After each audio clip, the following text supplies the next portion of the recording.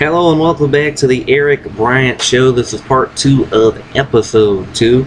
And now that we've got all the serious stuff, the political issues out of the way, now we're going to talk a little sports here for part 2.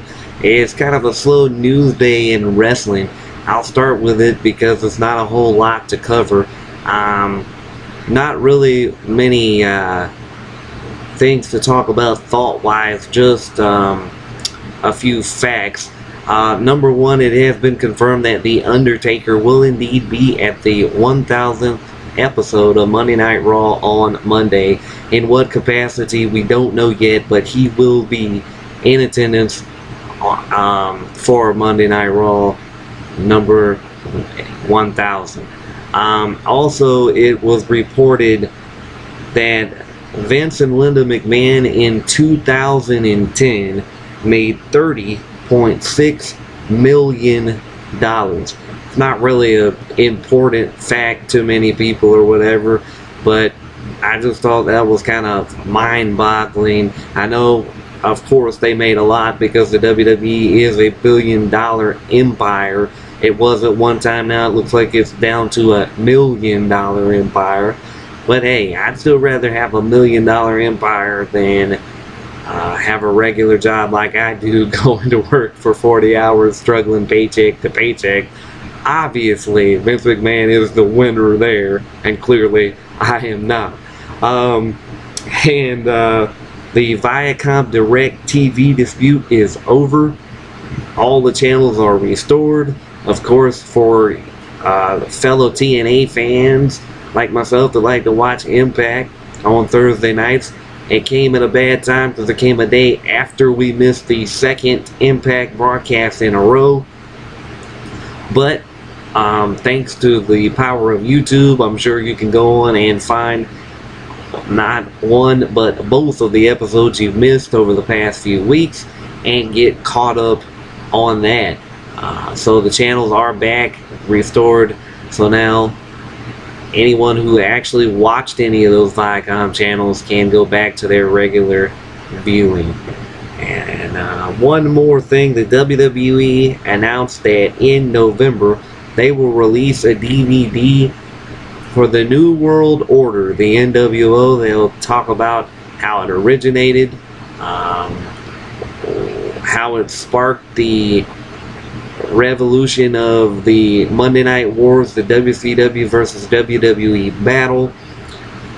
More than likely they'll be talking about all of the different members, all the little factions, the red and black, the Wolf Pack, the black and white, the B team and the A team and the C, D, and E, and all that kind of stuff. All 40,000 variations of it. And I'm sure they'll probably, even since it is a WWE DVD, will even throw in when Vince brought it into the WWE and put the likes of Shawn Michaels and Triple H into the NWO. I don't know if that's going to be a very successful DVD because, as many people have stated, we pretty much know everything about NWO that we can or want to know, actually, or care about knowing. There's not too many facts that they could tell us in the DVD that can intrigue us to want to buy it, unless they tell us some behind the scenes things with like some tension or things like that between people in the group or whatever. I don't really know if it's going to jump off as being a big seller or whatever. But on Facebook, if you follow me on Facebook, Erik Bryant, go to the name. If not, go to the name Erik Bryant, E-R-I-K, wow, B-R-Y-A-N-T. Follow me there and on Facebook. And for those who do follow me on Facebook, I asked a question earlier on, and the question was, what or who would you like to see the WWE feature a DVD on? And only got one response because I actually asked the question maybe 10 or 15 minutes before I started the show. But John Mully, a guy who follows me, said he would like to see a DVD about Dolph Ziggler. And while I like Dolph, John, my question to you was, maybe is it a little bit too early to do that? I mean, usually when they put DVDs out about certain people, they like to make it at least 2 discs, if not 3, if they're like Austin or Rock or Cena or, you know, someone like that, Edge. But Dolph Ziggler, I don't know if he could fill up 3 discs yet. He's been in the WWE for a pretty good while, but I don't think his accolades have reached to the point yet where they can make a 3-disc DVD. But in the future, I definitely would like to see a Dolph Ziggler DVD, and I'm pretty sure if he keeps going the way he is, we will indeed see one. John Mully, thank you for commenting and interacting with the show. Also, before I get into the little baseball, basketball, football news I have, I want to say something a lot of you people probably don't, or some of you might not follow the independent wrestling circuit. For those of you that do and who haven't heard the news, one of the people that I am friends with on Facebook page, a very veteran independent wrestler and a good star by the name of Q-Ball Carmichael, had some unfortunate news. He has a career-ending injury that's going to have to make him step away from the ring as far as a wrestler goes. But I certainly hope Q-Ball can find some way to be behind the scenes to help young talent out the way he has in the past. And I certainly wish you all the best, Mr. Carmichael. I have seen you perform. When I was on the independent circuit, years ago, Mr. Carmichael probably doesn't even remember this, but I actually met him backstage, had a conversation with him, was asking him things about my match, my performance, and sir, you helped me out a great bit. And even though I didn't make it in the industry, I always remembered the politeness you showed to take time out to try to teach a young guy things, to try and explain things to me.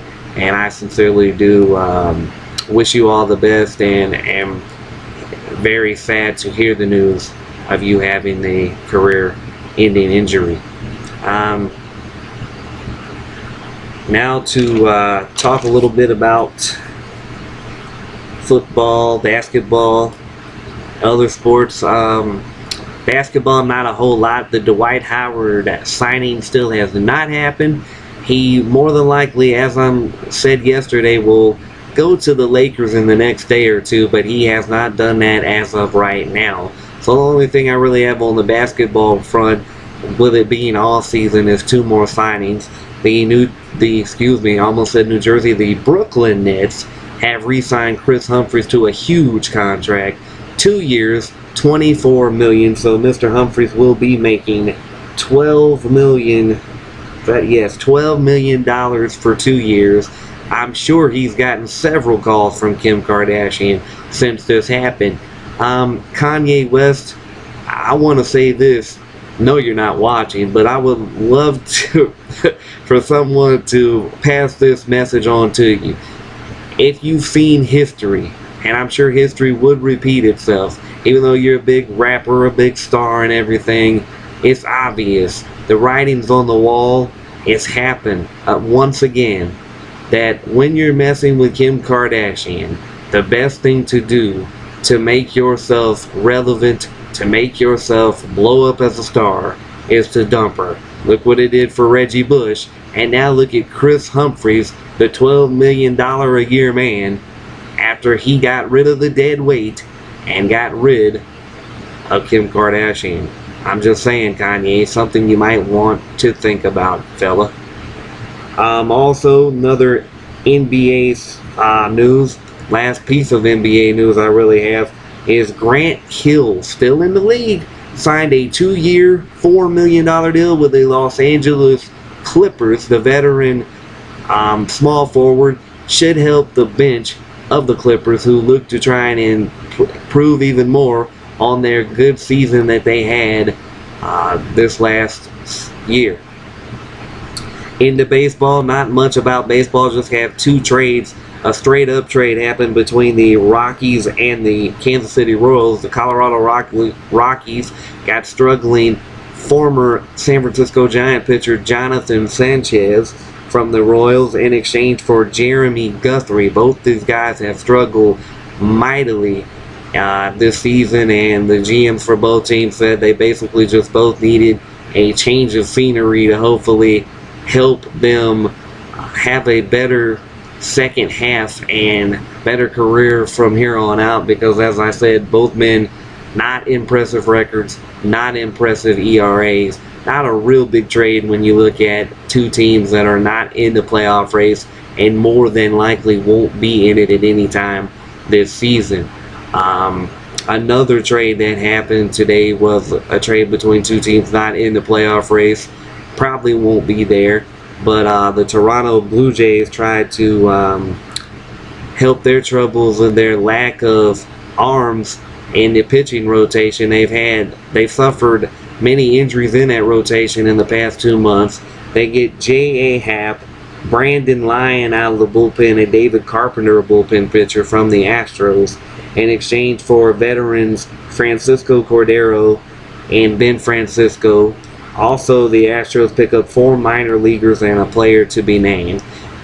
Houston is happy because they have the 2 veterans, veteran outfielder in Francisco, a veteran pitcher in Cordero. They also bolstered their farm system a little by picking up those 4 minor league players, which that's what a lot of teams are trying to do now, trying to build toward the future and bolster that farm system. Speaking of teams trying to build toward the future, the Cubs are still shopping Ryan Dempster around, and not only are the Dodgers interested in him now, but also the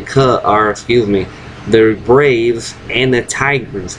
So Dempster might be shopped around a little longer, and it might take 2 or 3 days before a deal is made, but more than likely Dempster will not be with the Cubs after the trade deadline.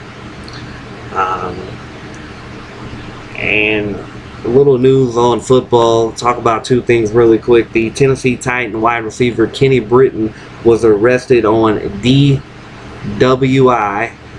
yesterday. This makes the 3rd NFL player in the last 6 days to be arrested for a DWI. Kenny Britton from the Titans, the latest, to join Marshawn Lynch, the running back for the Seattle Seahawks, and Corey Williams, the defensive player for the Detroit Lions.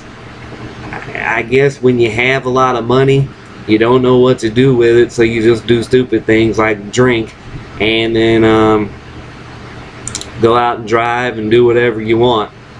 I don't know what's going on. All 3 guys have apologized, though. They probably will be punished by the league.